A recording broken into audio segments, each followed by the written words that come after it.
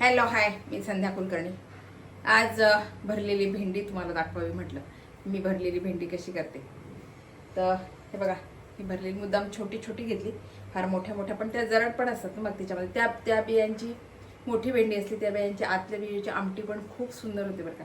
एखाद्यात जर मला मिळाली नाही ती मोठी भेंडी, तर मी आतल्या बियांची आमटी दाखवते तुम्हाला.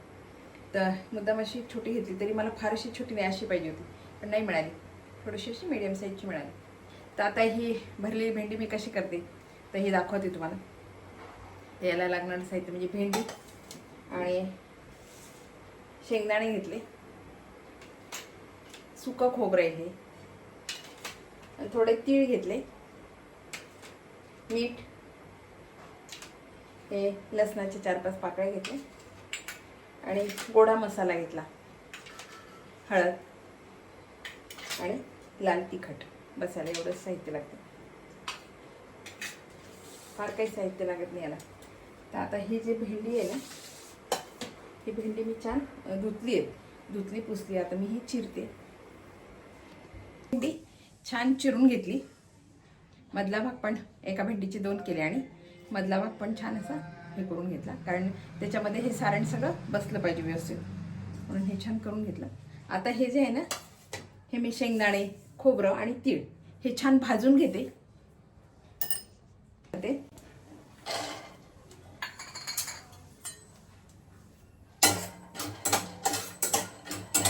त्याला फार वेळ नाही लागत, ते लवकर भाजले जाते.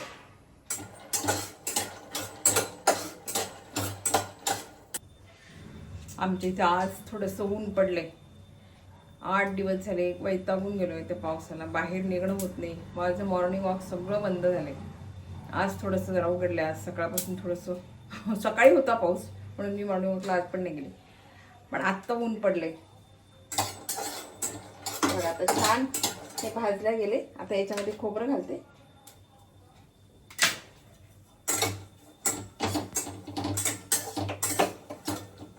खोबरं कसं पटकन भाजते म्हणून गॅस बंद केला.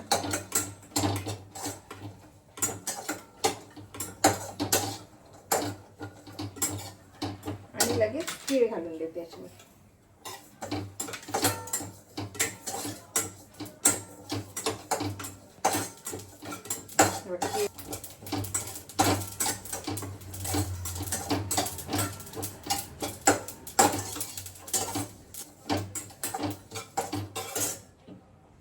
आपलं ते भाजून झालंय आणि आता मी जे हे छान थंड होऊ देते आणि नंतर मिक्सरमधून काढते. त्याच्यामध्ये अजून लसणाच्या पाकळ्या घालते. आणि आता बघा हे छान थंड झालंय सगळं, खोबरं, शेंगदाणे आणि तीळ.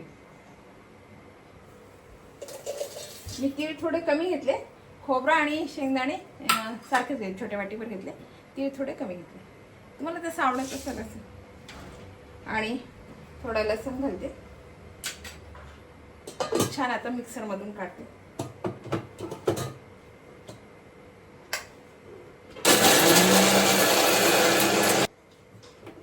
फार जाड पण नाही आणि फार बारीक पण नाही, असं काढायचं.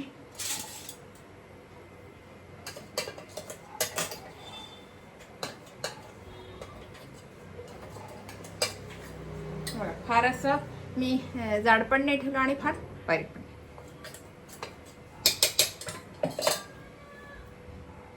आणि आता बघा याच्यामध्ये तिखट घालते. किंचितशी हळद घेतली. हळद नाही घातली तरी चालते. आणि थोडासा गोडा मसाला आणि मीठ.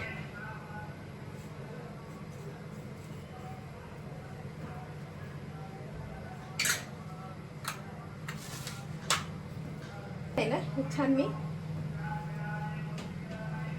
मिक्स करते.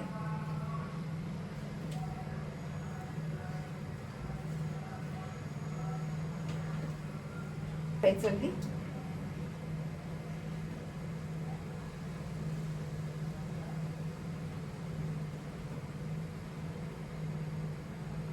ठासून भरायचं छान.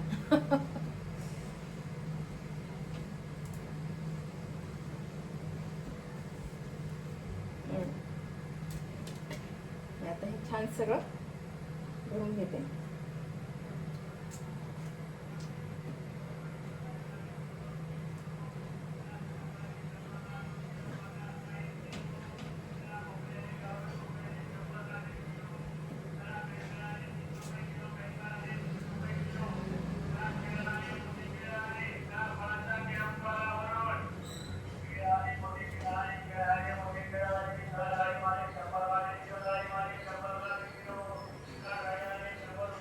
आता छान मी हे सगळं हे बघा असं छान असं भरून घ्यायचं. आता मी हे सगळं भरून घेते.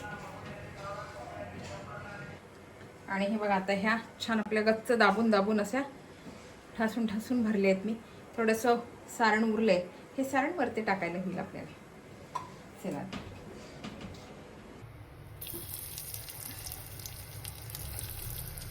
तेलामध्ये सोडते.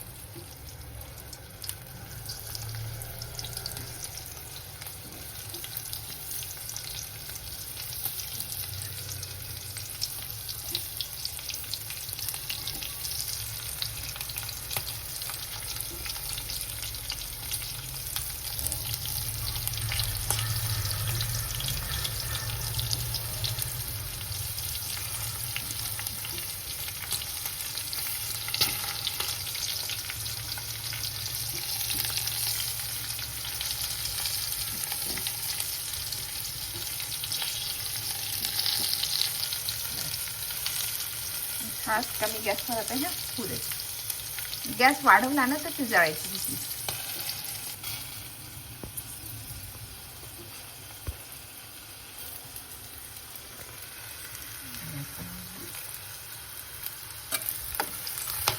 वरून थोडं मी झाकण ठेवते थोडा वेळ, जास्त पटकन होऊन येते वाफेने. थोडा वेळ 5 मिनिटं.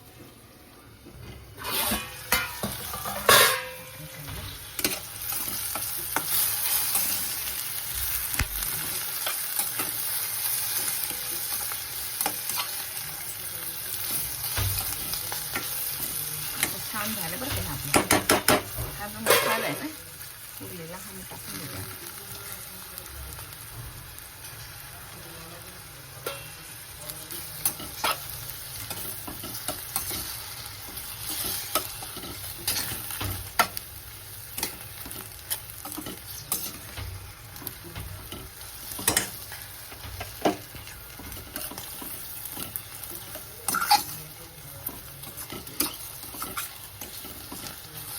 याला थोडं तेल जास्त लागते खरं.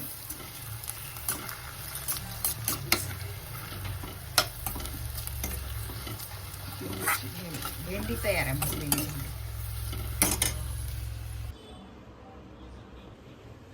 आणि बघा आपली ही भेंडी तयार आहे. वरून थोडी ह्याच्यावर कोथिंबीर घालते. भेंडी तयार आहे आपली. इतकी छान लागते ना ही भेंडी बघा. खूप सुंदर लागते ही भेंडी.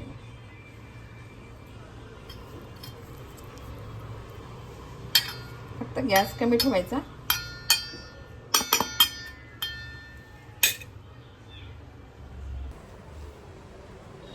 आणि हे बघा आपली ही मसाला भेंडी तयार आहे. फार वेळ नाही लागत. एकदा वाटण झालं की फार वेळ, आणि व्हायला पण फार वेळ नाही लागत. वाफेवर असं एक मी थोडंसं झाकण ठेवलं, पटकन काढून घेतलं. कारण जास्त मग ती वाफेनं आणखीन वाफेचं पाणी त्याच्यात पडायचं आणि ती चिकट व्हायची.